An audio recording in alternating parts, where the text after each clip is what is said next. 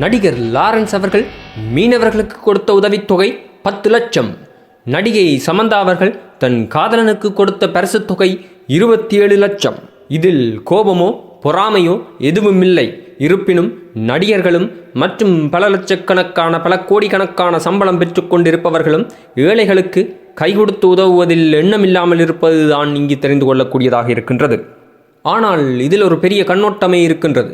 இருப்பவன் இல்லாதவனுக்கு கொடுப்பதால் இருப்பவன் இல்லாதவனாக மாறிவிடுவான் என்ற எண்ண ஓட்டம் அனைவர் மத்தியிலும் இருக்கின்றது.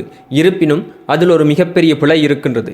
எல்லோரும் ஒரு காலத்தில் இல்லாதவனாக போவதும் எல்லோரும் ஏதோ ஒரு காலத்தில் பெரிய கோடீஸ்வரனாக மாறுவதும் காலத்தின் ஓட்டமாக அமைந்திருக்கின்றது.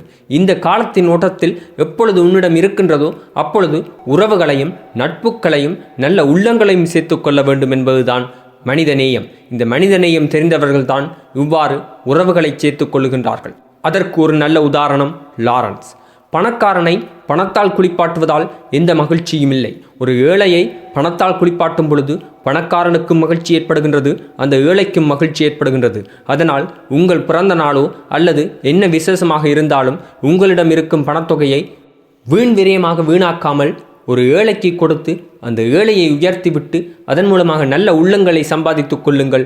இந்த நல்ல உள்ளங்கள் நீங்கள் எதிர்காலத்தில் ஏழையாக போனால் உங்களை கை கொடுத்து தூக்குவதற்கு உதவியாக அமைந்திருக்கும். இந்த ஜல்லிக்கட்டு பிரச்சனையில் வந்து நின்ற அனைவரும் பணக்காரர்கள் அல்ல, ஏழைகள். அடுத்த வேளை சோற்றுக்கு என்ன செய்வதென்று முன்கூட்டியே பிளான் செய்யாமல் ஏழையாக இருக்கும் ஏழைகள்தான் ஜல்லிக்கட்டு பிரச்சனையாக இருந்தாலும் சரி, அரசியல் பிரச்சனைகளாக இருந்தாலும் சரி, அனைத்து பிரச்சனைகளுக்கும் முன்வந்து குரல் கொடுப்பதற்கும் தீக்குளிப்பதற்கும் காத்திருக்கின்றார்கள். இவர்களை அந்த வேளையில் மட்டும் பயன்படுத்திவிட்டு தூக்கி எறிந்து விடாதீர்கள். உதவுங்கள்.